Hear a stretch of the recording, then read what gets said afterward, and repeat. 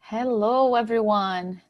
I see that some of you have already joined us. You can open your cameras. The idea of today is that we have a very open and friendly conversation about grants and funding.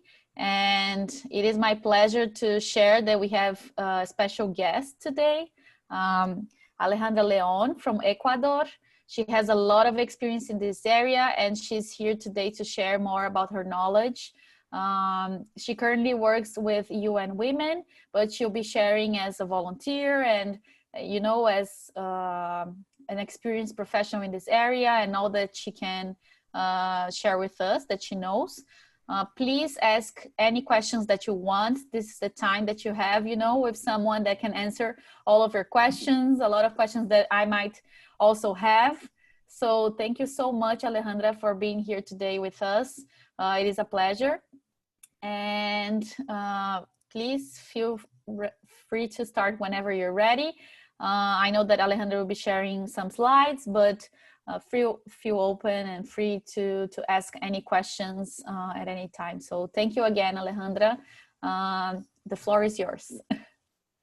Thank you so much for the invitation. I'm really glad to share with so many people my experience. I think that in any way, if I can help with something, it's important for me and for the youth in general to take action, and not only take action by yourself, but also try to help the people around you with the things and the knowledge in general that you have enriched your life. So.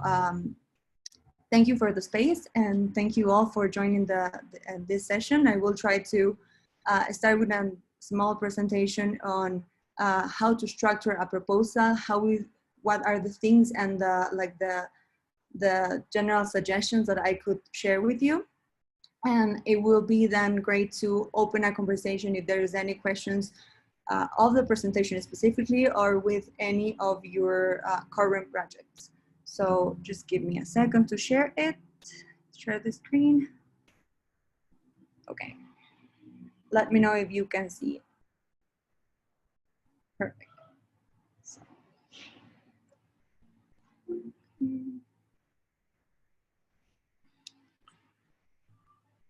Okay. So I've been working with the UN in general, just for you to know and to understand. I will use not only the terms of grantee, but also terms of donors, because in the UN, it's more the donor rather than the grantee specifically. But I've been working with, in terms of proposals, in terms of communication and public relations with the donors and the government specifically. So I will be like part of rotating from one term to another. And share a little bit of best practices and experience on grants proposals. Okay. So the grant proposals are the best treated as the project with a defined deliverable or end of result of the money sought. The project must show tangible results, or funding will not be granted. This is, and I started with this part because it's really important to show what are you going to look for with the project specifically. The donors and the grantees, they always look tangible results in numbers, even though they say for us, it's more social, it's more, I want to look for social impact. Well, the social impact in all of the cases, it's attached to the numbers and those deliveries. So it's really important for you to show that part and be super clear with that. A successful grant proposal is one that is carefully prepared, planned, and packaged. I use these terms, and it's quite commercial, I will say, but the part of the pack missing. Why? Because of course you, as the one that create the project, you know all about it.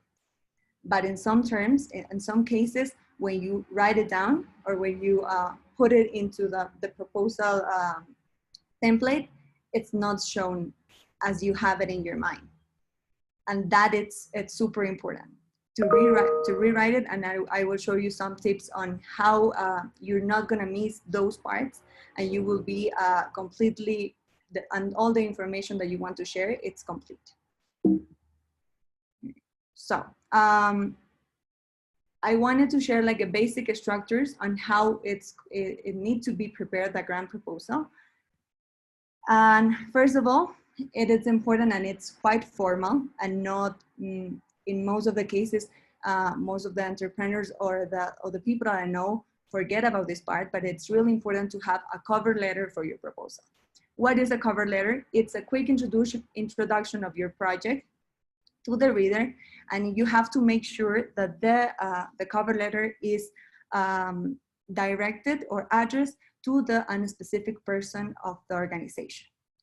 That is how you will be sure that this is going to be read.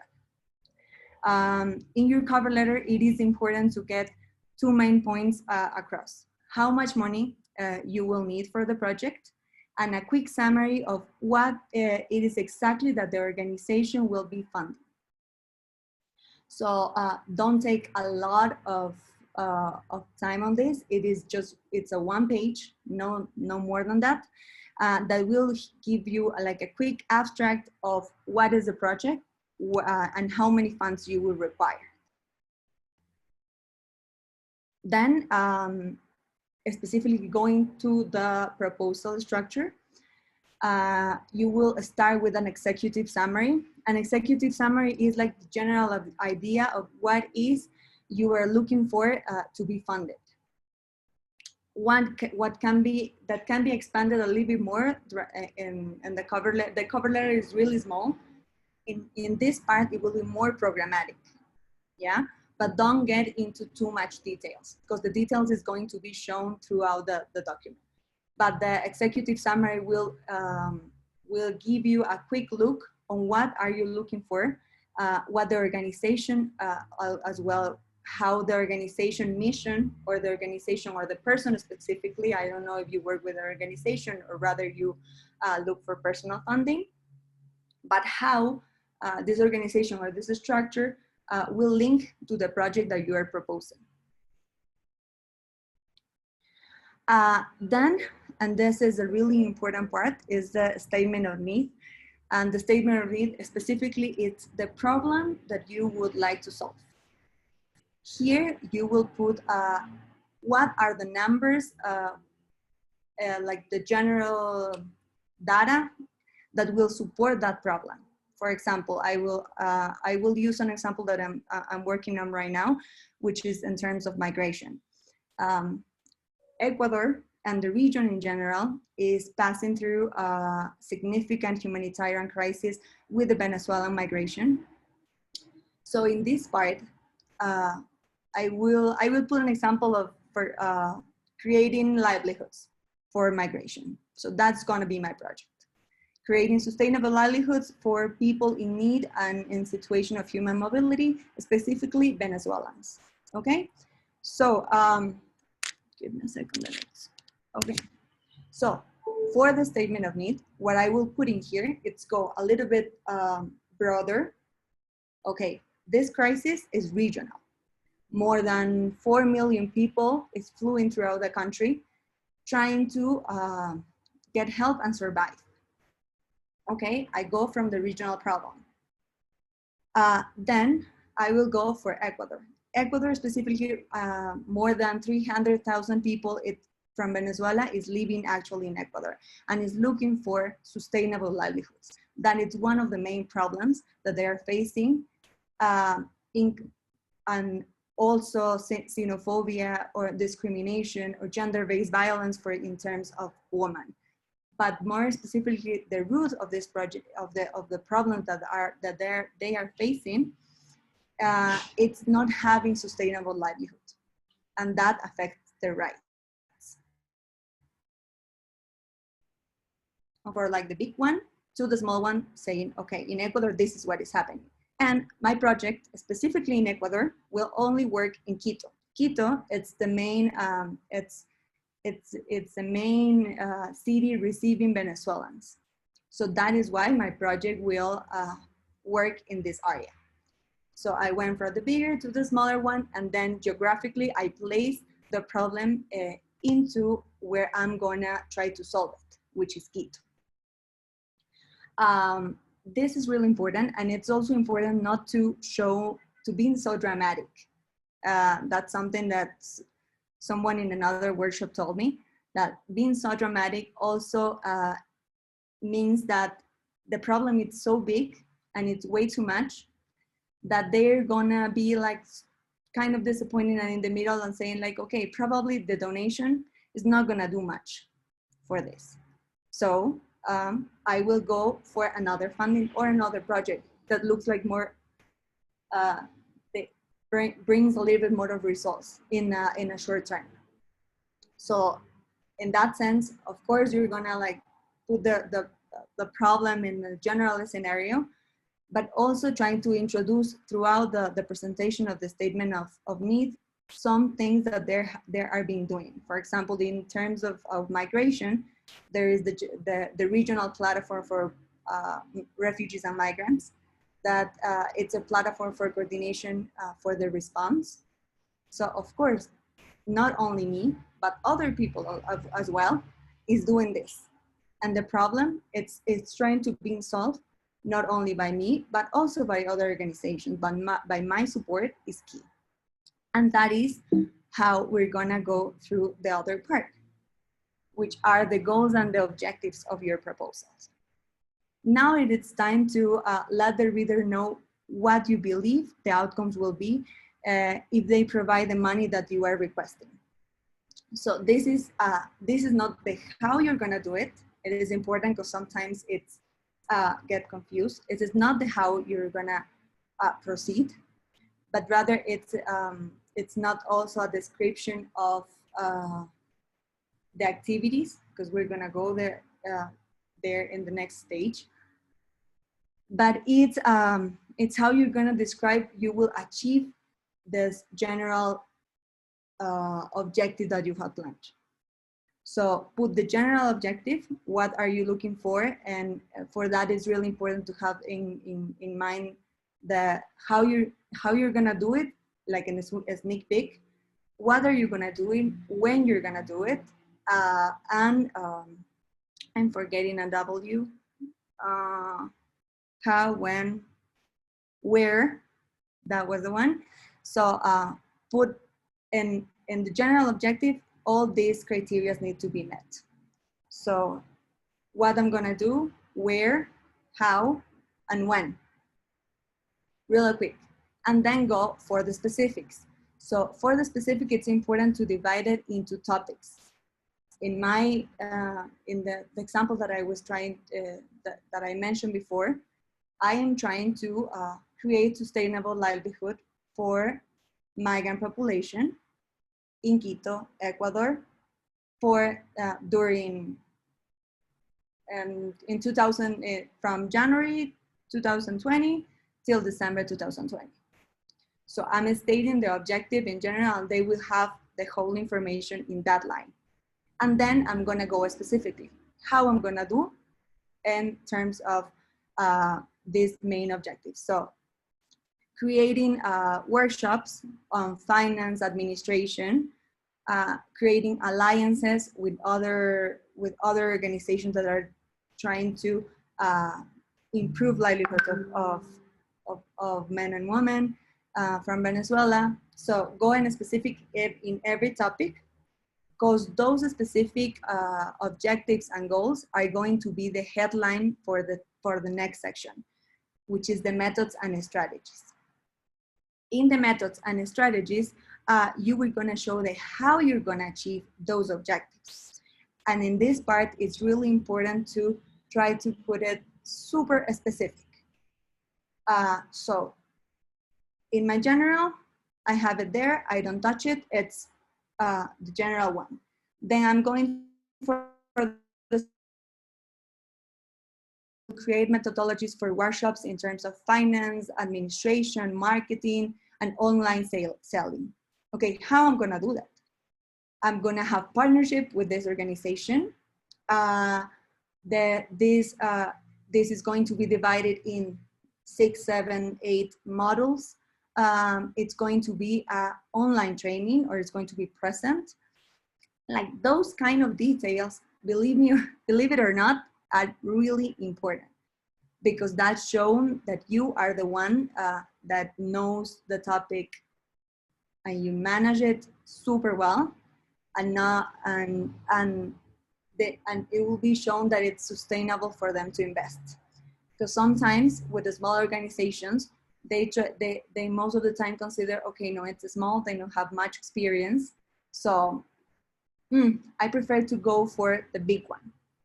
And of course, the big ones don't go that specific because they have the name for it. So if you, for example, if the UN is asking to a donor for a grant, and most of the times they ask for clarifications. But for other organizations, like small ones, and it happened to me, they don't ask for clarifications because in the small detail that you don't present, or they find any loop, they cut you off, and it's not a proposal that they will review. So it is important to go super specific. And in this part, well, I'm gonna go there later, but it's important also to go and align with things that are happening around the world. Or for example, the SDGs, the Sustainable Development Goals. If you, as a small one, try to align to those big objectives worldwide, you are gonna be shown as someone that it's not only interest in helping your community specifically, but also this small action that you are doing there, it's going to improve, and it's looking for like a big objective, and it's an objective worldwide. So that's one of my recommendations, that I was going to do that later, but either way, the Sustainable Development Goals are super diverse. You will find one that fits perfectly for your project, for example. So it is important for you to have this sneak peek, and probably you will put that on the statement of need. That the problem that I'm trying to tackle, it's in the framework of this worldwide problem as well. And mine action is going to. Hi, Maria, I have a question. Yeah, of course. Awesome. So when you talked about the statement of need, you mentioned that not to go too specific on how we want to solve this huge problem, because otherwise the donors will think that our impact is not going to be as significant. And then in your example, you said, you know, there's other organizations working on it as well. It's not only me. So my question is it okay to acknowledge the work of other organizations as well in your proposal? And if so, how do we still differentiate ourselves in the proposal if, you know, we are showing that there's already other people doing the same work? I think that how you're gonna differentiate, of course, when you are looking for a project, the first thing that you need to go for is see the market, what is being done, what people are around you, and what not only in my country but also in the region, what are the experiences regarding this. So you will have you will know what is specifically differentiated for the other. I know, for example, in my case, in my example, I didn't show you, I didn't tell you that this part, but in creating livelihoods in Ecuador for refugees, UNHCR is doing it, IOM is doing it, WFP is doing it, and like most of the agencies that are working in response with Venezuelans, they are doing it, and we ask to the same donors. That is a challenge. And how we differentiate each other, it's, for example, what is the main core of UN1? Equality. So that was the thing that differentiates us. Okay, we are going to create livelihoods, yes, but we are going to create it for women, or migrant women, because migrant women are the most vulnerable population in the area. Okay, and by working with women, we are not segregating just being with women and not try to help with in the other part of the community that are the men, but also we include the men in the workshops in a methodology that is the new masculinities. I'm not sure if you are familiarized with that. For example, it's masculinities, that a non-violent culture of masculinity. So that was the part that differentiated us, and that was the part for us to have the grant, because of course the US will go for UNHCR that has a lot of experience, for example, in creating livelihoods. But we create livelihoods with a focus on gender equality. Awesome. So gender equality was the thing that that's completely differentiated us. That makes sense. Thank you so much. You're welcome. And if there's any other question, feel free to interrupt me or write it down for you not to forget, and we can discuss it at the end of the session. Here I am. Okay. So the other part is the plan of evaluation. And this is something that in most of the cases that I've been, because I peer review, as a volunteer, I peer review some proposals online. And this is the part that is, in most of the cases I've seen, that is missing. We don't put so much attention on how to evaluate the goals and objectives that we establish. And that is also a part that it's key for when you look for funds. Because if you, as I mentioned initially, the facts and figures for the donors are key. So if they don't, they will not see any change or any difference since the beginning of the project till the end. That has no sense for them. So you need to have a baseline for the start of your project, and then you will have the midterm review, end review, and of course for some donors, and for example the US, Canada, and the European Union, they are really interested in best practices and share experience. So this is one of my recommendations when you are going through the plan of evaluation.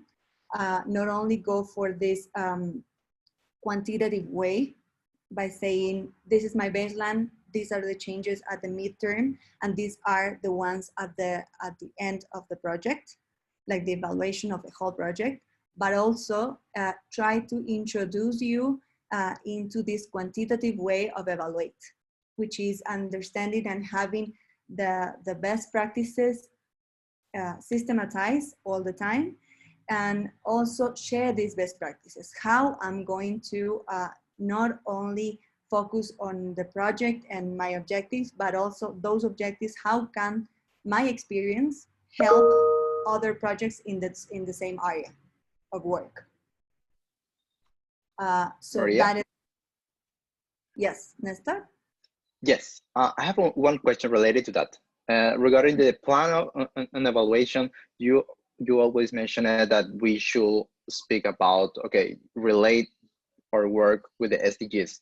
But usually what I have seen is that many people on their application, they just mention the SDGs and not, for instance, the indicator. So we could, in order to make a bolder, proposal, can we at first in the statement of need put which SDGs are we tackling it, but at the same time saying, okay, from this SDG, the specific indicator we are addressing is the, for instance, in the 5, the gender equality, the 5.2, and then in the plan of evaluation say, okay, this was the indicator, and this is how we are gonna impact this indicator. Is that the best approach to it?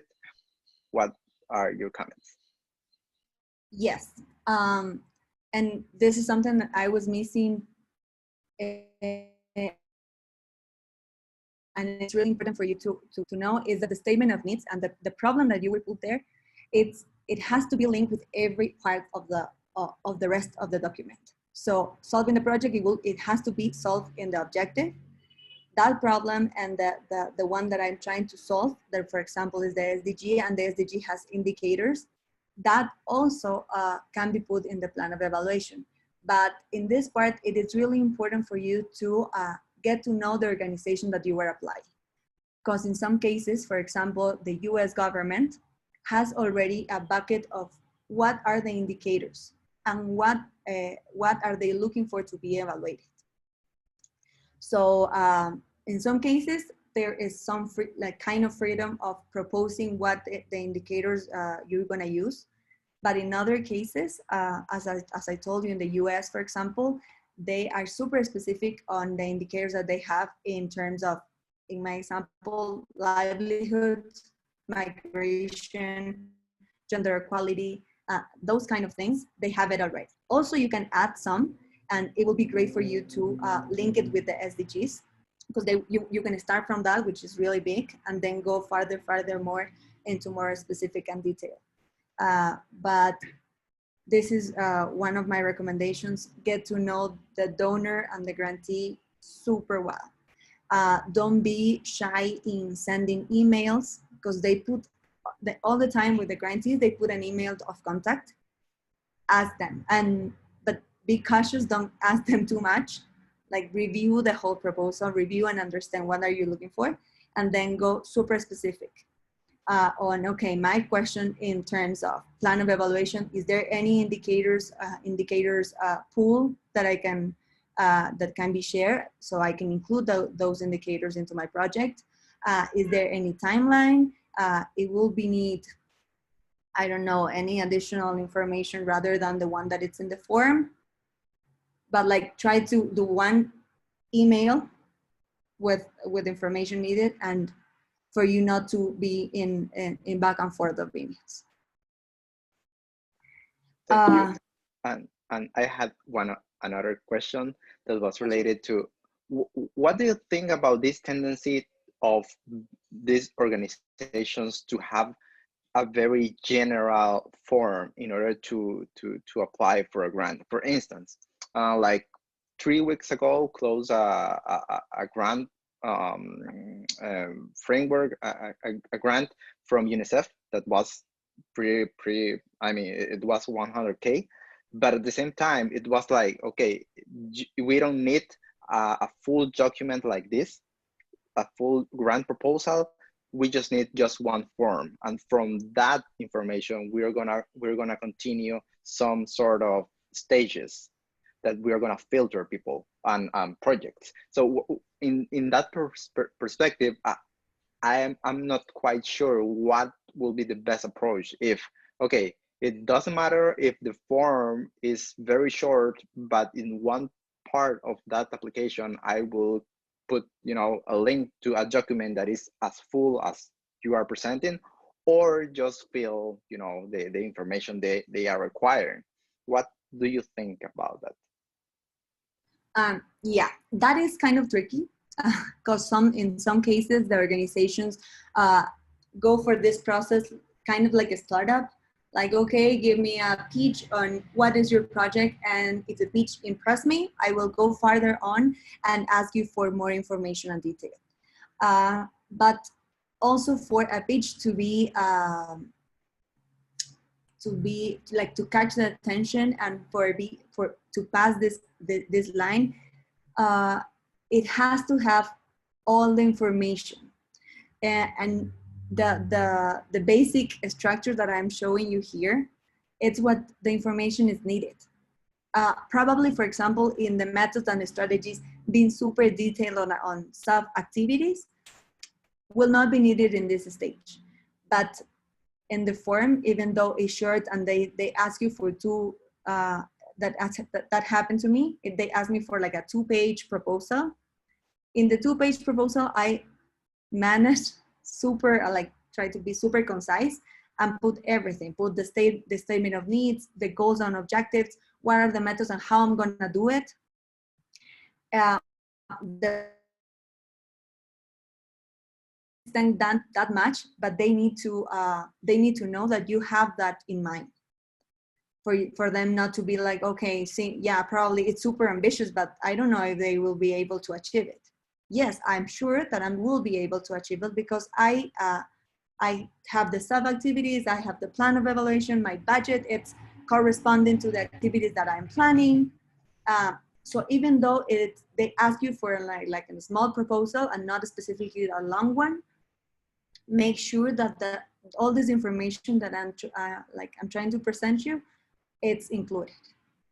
Because if not, if like you just put the goals, for example, and miss the part of the evaluation, that's something that they're going to say, okay, probably it's not going to be achievable. Nice, thank you. No, you're welcome. And then the other part is the budget. For the budget, it's important for you to put the activities and what are the budget estimated for that activity.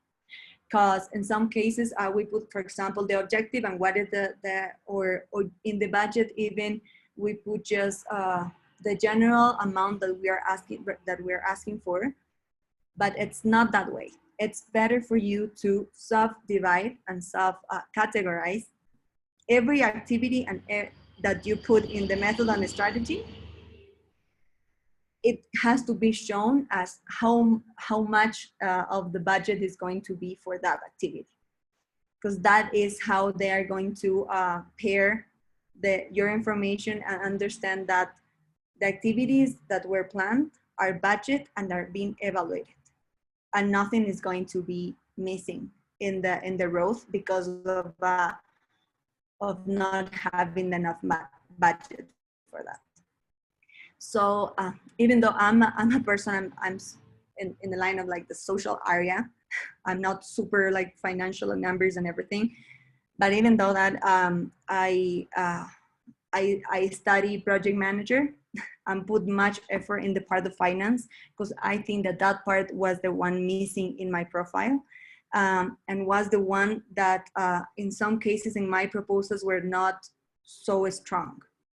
So this is something that it's need to be built up. So look for courses online, look for any other tools. There are a lot of tools online, for example, that help you plan the activities and the budget. So you can use those tools. Like, because I know that in some of the profiles, when we are creating the project, we are really good on the idea, and we have, of course, all the tools and mechanisms in our minds. But when we go to the budget, it's not so friendly, and we get stuck on that. So if it's not your area of interest, of personal interest or professional career, go find some help. Online, there are a lot of courses. I see thousands of YouTube videos for planning a budget. So that will be my personal recommendation, because the budget needs to be super specific, and of course in the budget needs to be don't be super specific on the cent, like I don't know, 19.73 cents of dollar. Like, of course, have a little bit like a range of how much money you will need. And also have an amount in case of emergencies, and that is something that it's missing in the proposals. And most of the times, if there is any emergency or throughout the project or any additional need that needs to be tackled, if it's not in the budget and the budget is super straight and tight, you will not be able to have that money on your account. So it's important for you to have one line of emergency savings or emergency like a risk assessment, and that line of the donors will be super familiar. It don't have to be more than the 3%. It depends on the donor. For the US and Canada, it's 3% of the amount that you are requesting. So be sure of that and add it into the budget. And the last part is the organization information. In this part, this is going to be the close-up of. You have to be shown as you are the master one in this topic, and differentiate from the other ones. So this is the part where you, when you put how your organization is the perfect fit for the project and the goals established. But also one of my recommendations that I have seen in donors and that they have asked a lot is look for alliances or partnerships. In some of the cases, even though like I work for the UN and the donors, they always look for working with the UN system since all the experience, but they all the time tell us that we need to peer with other UN agency and a local organization. So alliances are really important, and those alliances need to be shown in this part. Okay, the other organizations, for example, in our case is HIAS. HIAS is working with refugees for more than 50 years, in Ecuador more than 30. They are the organization that implement most of the projects of the UN. They have the full experience. So this is going to be the organization with whom I'm going to work. So try to peer with some other organization. It's a really, it's one of my suggestions. If it's not possible for you or for your, or under the project that you are developing, it's fine. But also, I know for the donors that this is something that they all the time look for. Not to work by yourself all alone, but work with other organizations in order for them to boost or strengthen their capacities as well. I think okay, I'm good in time. These are like some general tools that I usually use when I'm writing a proposal. As you will see, the proposal, it's a lot of information. But for me, for not to be repetitive or to miss something, what I do is use Canvas. I don't know if you're familiar with that tool, but Canvas is a super visual tool that you can use if you have a board or with Post-its even, write down everything that you will go, that will be in your document. Okay, for Maria? Yeah. Before missing the previous point that you were mentioning some seconds ago, which is extremely interesting, is what do you think about, or what would you be your tips, your advice in order to get these first alliances with this organization? Because I mean, when you are going to apply, of course, it's hugely important to have these alliances with nonprofit organizations that are in local, working in the area that you are trying to address. But what if you are, for instance, this is going to be your first project addressing this topic in this location? So you approach one organization like HIAS, and you're going to say, okay, I'm going to apply for this opportunity, but at the same time, I want to have an alliance with you in order to make a stronger application. How do you address these organizations in order to accept you and not just, you know, send an email or send a message and they don't respond, or they don't respond back? What is your tip about it? It's it varies from time to time. Like for me, I've been super involved in the topic in terms of like humanitarian aid, for example, that I know most of the organizations, and I was really sure when I approached them as I was in UN Women or WFP, I approached myself as Alejandra León. So I try to position myself in that way. In Latin America in general, the personal, like being more personal, have like this in-personal relation, it helps a lot, because that's does not legit as like I send an email and no one responds me. It's important for you to have this personal contact with that someone. And for that, it's important for you to know the organization. Don't go to the representative directly if no one of them knows you, because probably the representative is going to say, okay, I have no idea of this guy or this organization, so I'm not sure I'm gonna partner with. So go step by step. Okay, if I'm working with Hayas in terms of livelihood, I'm gonna approach to the livelihood program expertise or technique. So I go there and I approach him first. In this case, it's him. It's Roberto. That's why I use the him, not for like being gender biased. And then I go farther on. Most of the things that I've been seeing, for example, in UN Woman, there are some students or project managers that approach directly to the representative, and then the representative have a lot of emails and letters to review, so that your letter it's missed. So it's important to go from the people that it's addressing the topic that you want to with whom you would like to partner with, and then go farther along with the organization. That will be one of my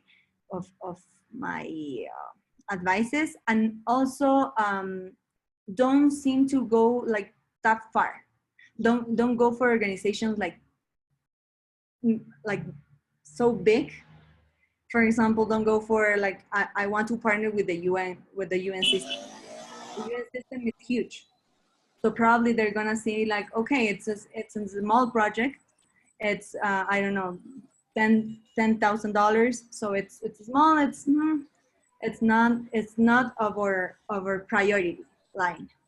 But go for other organizations that are local, that are working local, and that they are more than open to partner with.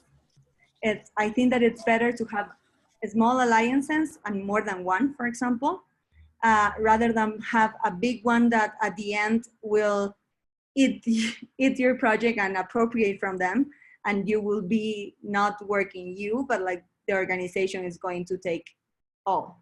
So that's another recommendation for me. Like it will be better if you find the small ones and partner with them, because they are going to be super open for you to improve their activities. Nice advice. Thanks. You're welcome. Okay, so going for the Canvas, in the Canvas, it helped me a lot by not being super repetitive. What happens when you're writing a proposal? In some of the cases, you have like, this is the main objective, and you repeat it on in the text, because you don't have like the structure, like the visual structure, but you have it in your mind, and this is getting messy when you're writing. So for you not to be repetitive, that's a personal advice from me. It's I use Canvas all the time. I put in in my board, this is the information that it has to be in the statement of need. These are the strategies. In the strategies, okay, for this activity, for this objective, these are the activities need. Okay, I'm missing this. So I move everything. And when I feel super confident on how it's going to flow, how it's like all the information is going to be placed, then I start writing.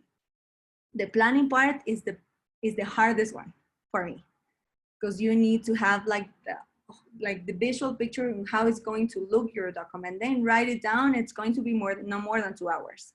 If you have everything on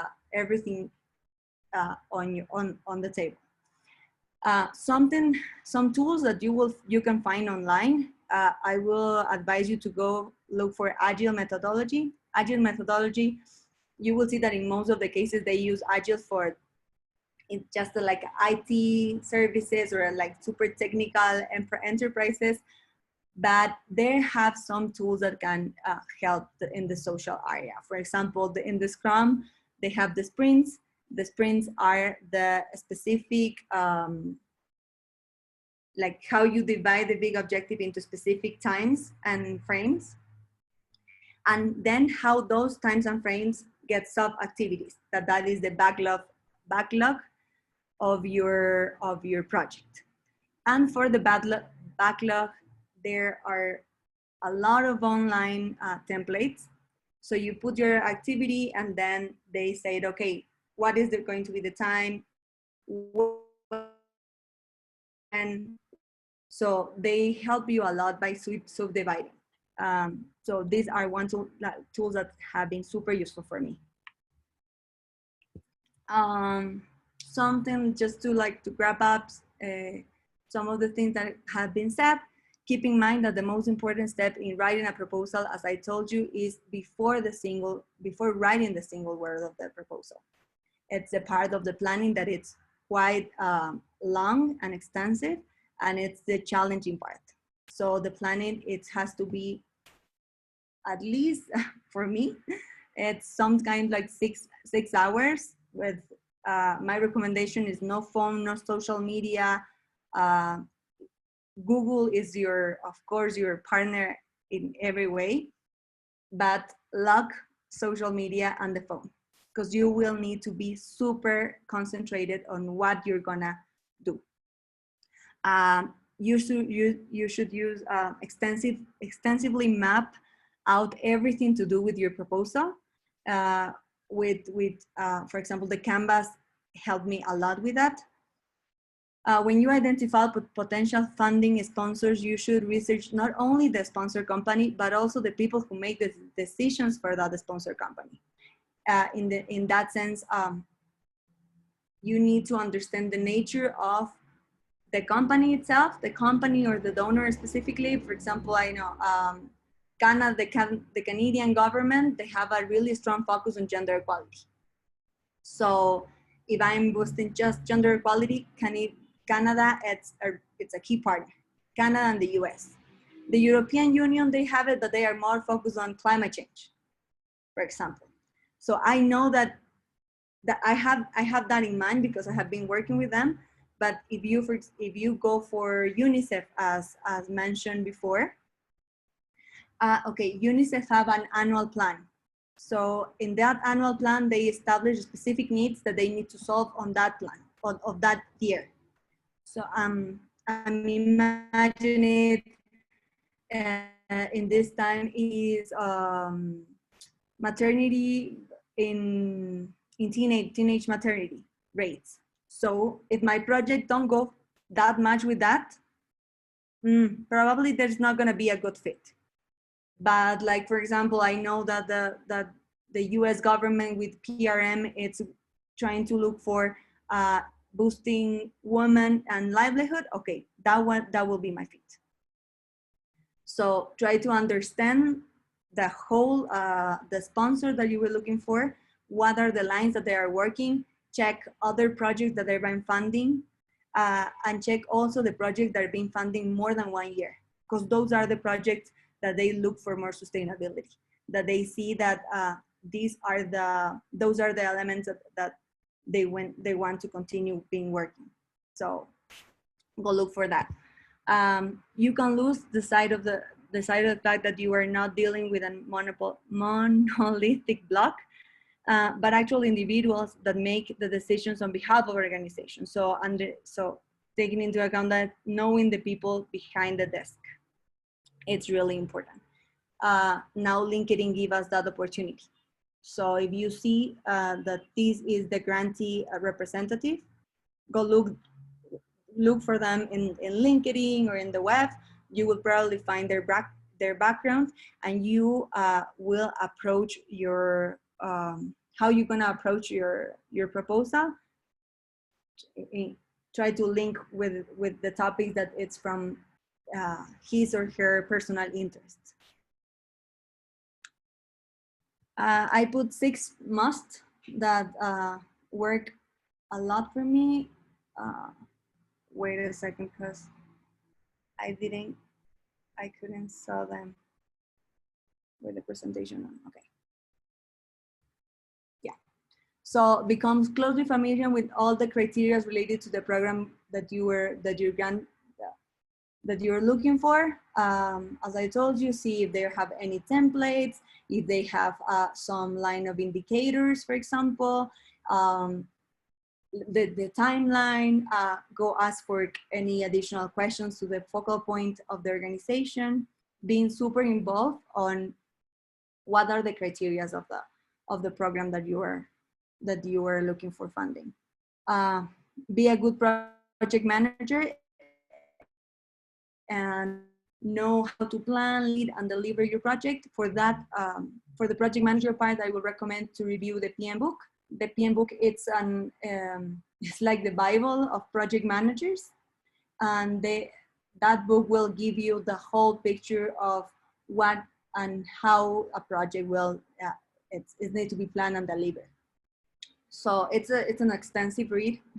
It's like more than 400 pages, I think, but it's super useful. And if there is any tool in there that you find quite tricky, for example, the financial part, there are a lot of videos online that can support your learning part. Understand the organization that is providing the funds, understand their goals, and align to your proposal to them, as we discussed before.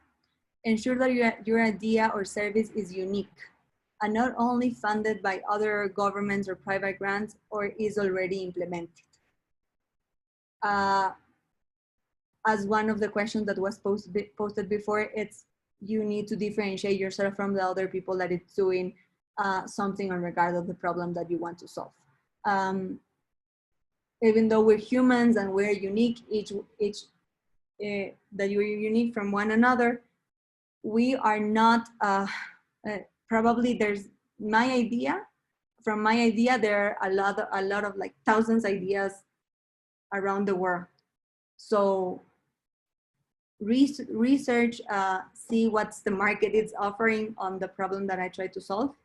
And then when you have all the information and what is being done, what are the good experiences, the bad experiences, learn from that, and then separate yourself from all those other projects that being unique.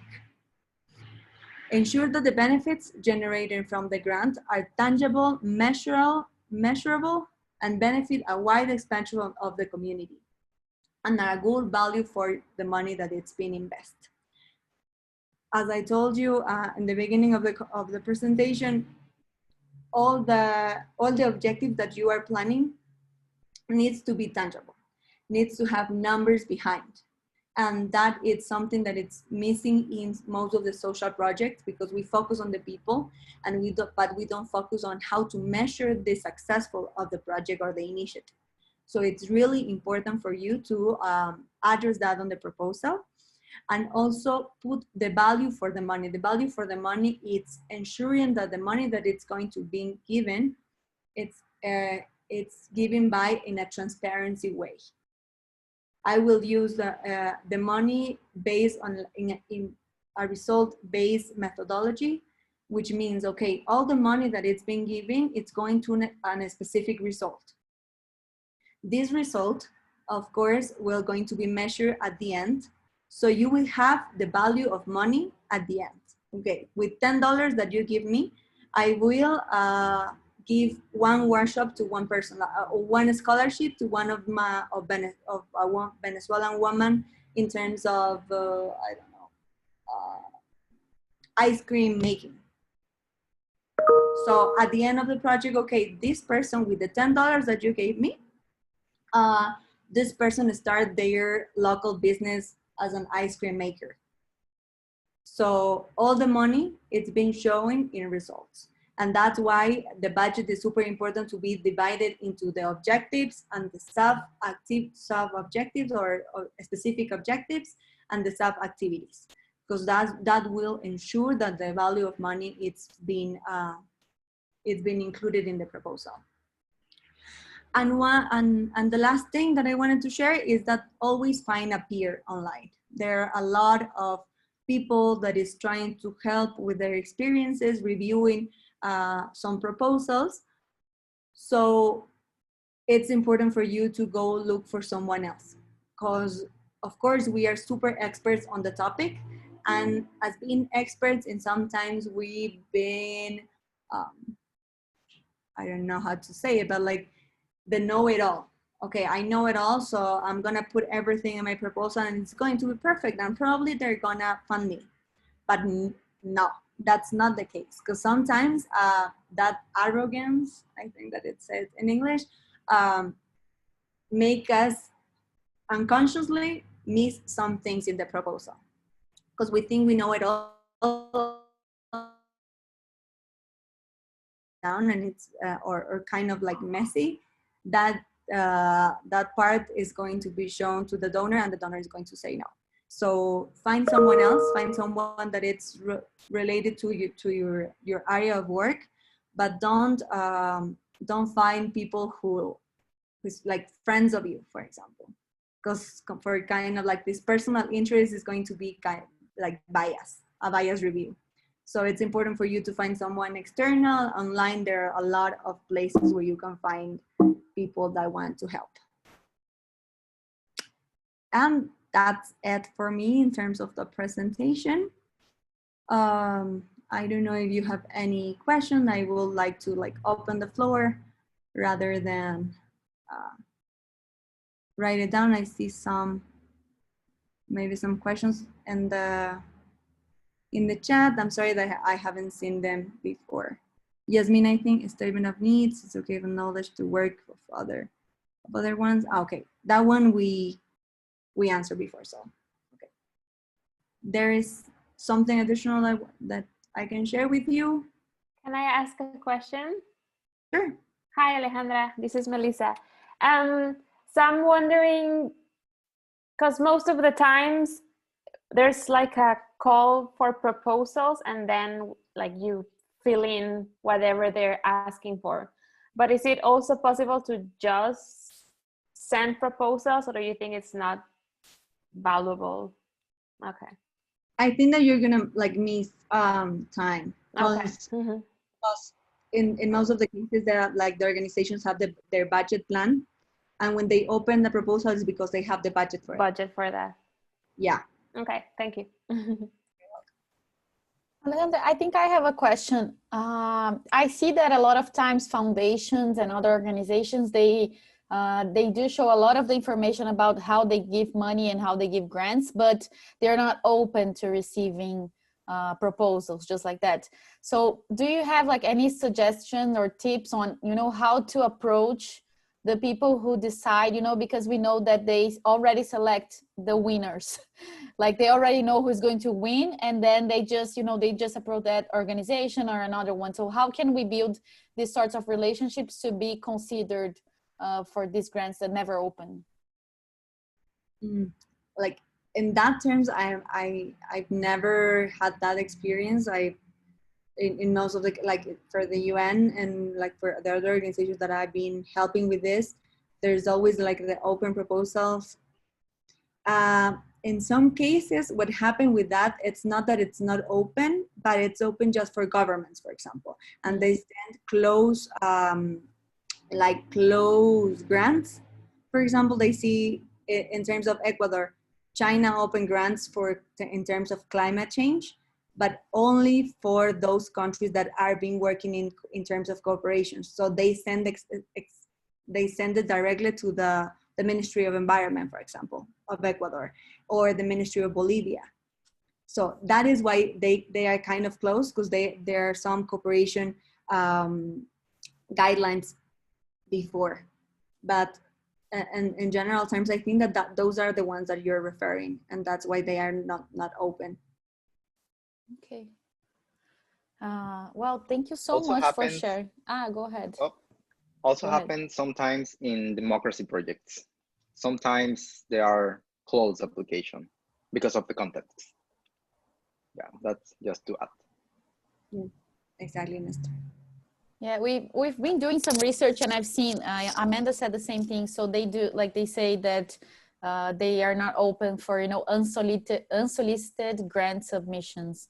So, but thank you so much for sharing all this knowledge. I think this was very helpful. Yunus and you know, we support social entrepreneurs, but we are also social entrepreneurs. So it's great to hear all this knowledge. Thank you so much, Alejandra. Does anyone have any other like final questions? I just have a quick one. Do you, are there any great resources you know of to find the grant opportunities? It will depend on the topic that you're looking for. It's quite broad. Like you need to understand your topic and go look for the a specific line of in my terms it is the government So for example, as I told you, in Young Woman, they have, there's Canada, there's the US, there's the European Union. The Middle East, for example, they don't donate for that. They donate for food security. So you need to like be sure what are the possible donors, and then go look for them, because they have specific times in when they open grantees. For example, for the US, it's June, the last call, and then the other one, it's if I'm sure, it's in November, December, or January. So they have these two lines. That's the only time that you can submit proposals. For Canada, it's August, and like in terms of the governments specifically, the governments have their timeline super strict, so it will be shown. There's an amazing newsletter that I received that you can go to their website and apply. It's called Funds for NGOs. I don't know if you already registered for that, but they send a lot of options. Of course, we don't fit into most of them, but you know, any other day that comes, you know, something that makes sense for us.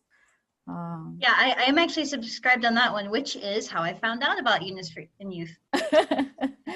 Great. See, sometimes it works.